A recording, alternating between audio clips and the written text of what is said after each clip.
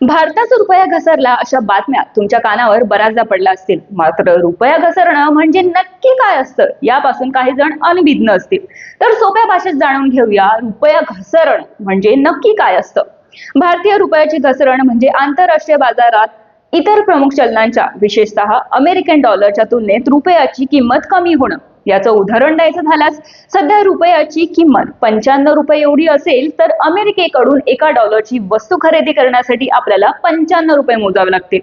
अर्थात पूर्वी ज्या गोष्टीसाठी आपल्याला कमी रुपये मोजावे लागायचे आता त्याच गोष्टीसाठी जास्त रुपये मोजावे लागतात. आता रुपया घसरण्याची प्रमुख कारणं पाहूयात. सध्या भारतात सातत्याने इंधन दरवाढ होते. याचं मुख्य कारण म्हणजे भारतात कच्च्या तेलाचा पुरवठा कमी होतोय. भारताला जवळपास 85% जास्त कच्चे तेल परदेशातून आयात करावं लागतं. यासाठी आपल्याला डॉलरमध्ये पेमेंट करावं लागतं.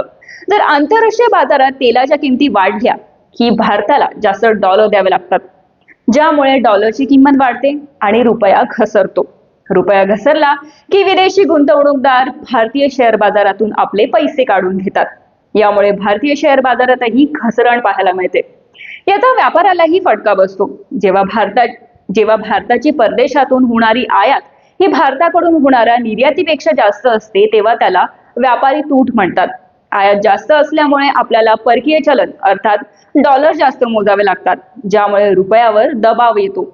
आता या सर्व गोष्टींचा सर्वसामान्यांवर काय फरक पडतो हे पाहूया. पहिलं मुख्य कारण म्हणजे महागाई वाढते.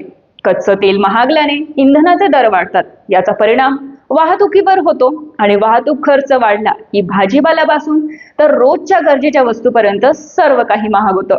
आता परदेशातून आयात होणारे स्मार्टफोन, लॅपटॉप, टीव्ही आणि कारचे पार्ट्सही महाग होतात. याचे काही फायदे देखील आहेत. भारतामधून परदेशात माल विकणाऱ्या कंपन्यांना याचा फायदा होतो. त्यांना एका डॉलरच्या बदल्यात रुपये जास्त मिळतात.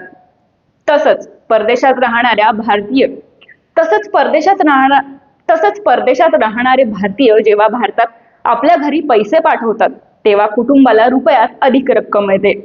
यात भारतीय रिझर्व्ह बँकेची महत्वाची भूमिका आहे.